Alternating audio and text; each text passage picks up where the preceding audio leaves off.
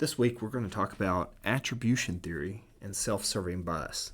This is one of the theories, attribution theory, is one of the theories that you can really apply to your life and can really help you out.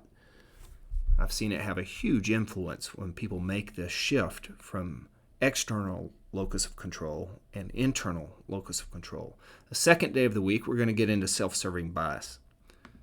So for this week, I want to go back and give you a quick review of how this ties in to the first half of the semester. So we talked about information processing theory and all the topics tied in to that theory, and then we ended the semester.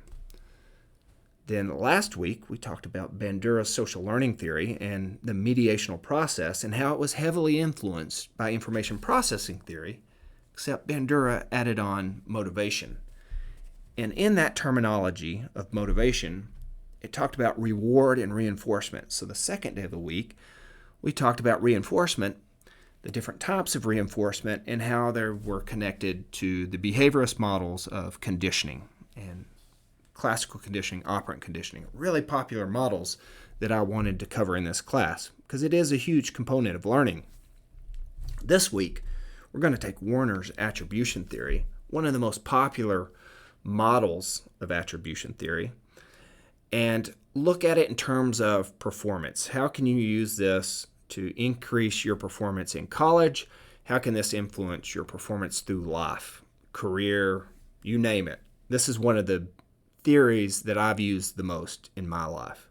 Once I made this shift from external locus of control to internal locus of control, it had a huge influence on my performance because I wasn't getting bogged down in those things I can't control. But before we move on, let's kind of define what Warner's model explains, what it outlines in this chart, and how can you use it in your daily life.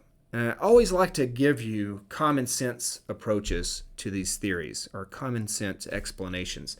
So internal locus of control, you see it right here. We'll go more in depth, but really what it means is you feel like you're in control of your destiny. You've taken that mindset that you're not going to focus on these external variables. You're going to try to limit those so you're not making excuses for yourself. You're going to focus on those things you can control. External locus of control means you feel like others are in control of your destiny. You feel out of control, that you don't have any influence on the direction your life is going or the direction this class is going, and you're focusing on things that will not necessarily help you out. They just help you make excuses, and those excuses don't really necessarily help you make any meaningful change in your life and the direction of your life. So for me, when I first started college, you're always going to run up against people in your life that are difficult to deal with, challenging to deal with. And let's just talk about this in terms of education.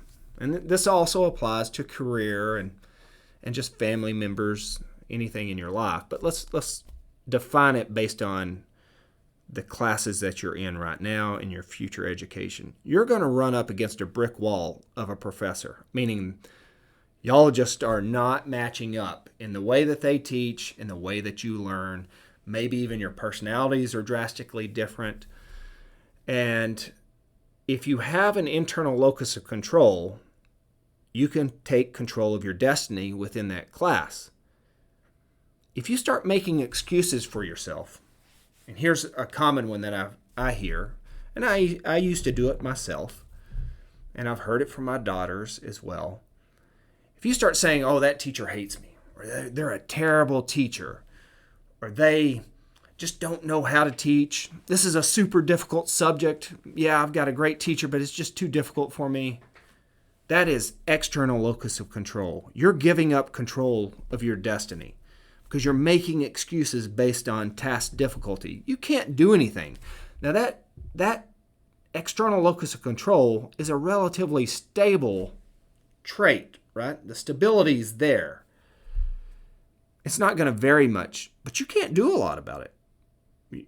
You're not going to be able to change the task difficulty. You're stuck with that.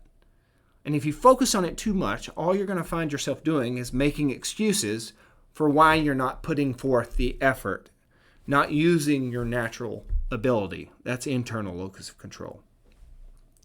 Or if you're just getting by on luck, that's fairly unstable, and eventually it's going to fail you. You're just going off random chance. I'm just getting lucky getting through these classes. That's going to fail you eventually. It would be better to move from external locus of control to internal and pay attention to that internal dialogue that you're having with yourself. Here's what you need to do. Let's say you come up against a difficult class or a difficult teacher. Focus on your natural abilities. That's what the whole first half of the semester was about. Your learning styles. Do you do well learning within groups? Maybe you need to get together to learn that information in groups. Maybe you need to take that information, if it's in written form or verbal form, and draw it out and see the connections. Maybe you're an experiential you want to learn experientially. And maybe you can pair up with somebody that has experience in that field that can help you understand that information. That's more teaching style. Maybe the class that you're in, you're looking at the information through the wrong lens, meaning you're focusing on the explicit information when what you should be focusing on is the procedural. So look at your natural ability to manipulate that information that's in that class, and that will help you learn it. Now, effort, so we're on the internal locus of control. Ability is relatively stable. It's not going to vary much over time.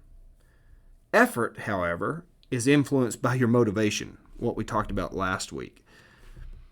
So you may be highly motivated one day and not so motivated the next because you're tired, exhausted, hungry, whatever. You're just having a bad day.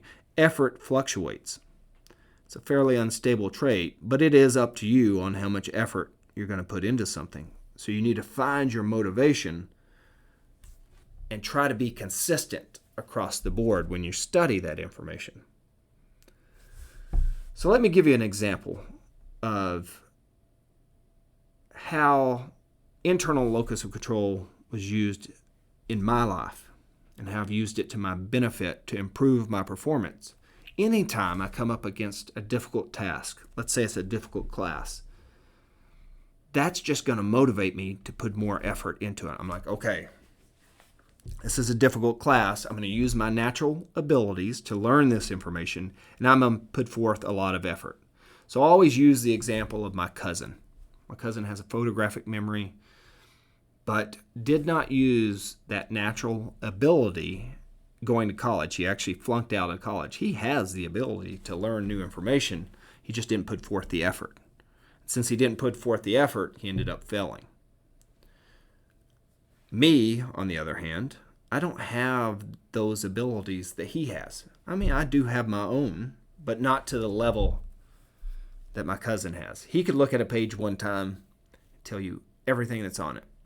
I may have to read it 5 or 6 times, but I'm willing to put forth the effort to do that. I'm willing to do the work to get that grade and move forward. So that's how somebody that doesn't necessarily have the same abilities that others have can still outperform them just because of effort. They're willing to put forth the effort. So this is one of those theories that's going to help you out in life. Now let's talk about the activity for the day. So now we're getting down into some more difficult tasks. If this is a primitive fire class, typically I'll have one of the more difficult primitive fire methods, meaning it's going to take, you're going to have an ability to do it, and you're going to have to put forth a lot of effort. So you really need to focus on locus of control, because if you get bogged down in task difficulty for this one and start making excuses, your group is not going to be successful at making an ember. A lot of times I'll do the fire plow. It's one of the simplest methods of making a friction fire, but it is one of the more difficult ones. You have to have the right combinations of wood. I will give you all the correct materials, but it'll be up to you to put forth the natural your natural abilities as a group, and you're going to have to put forth a lot of effort to get that ember. When you make your video, talk about it in terms of locus of control. Is that what y'all focused on, your natural ability? Talk about how much effort you put into the activity. You can talk about test difficulty, but don't get bogged down into external locus of control. Refer to it in your video, but not in terms of making excuses for yourself. Or analyze the process, and did y'all start doing that in your video? When times got tough and you couldn't make an ember, did you start getting bogged down and making excuses? Did you get an ember and you just felt like you were lucky or unlucky? So talk about all four of those elements and how they tied in. But more so, how did internal locus of control help you out with this activity?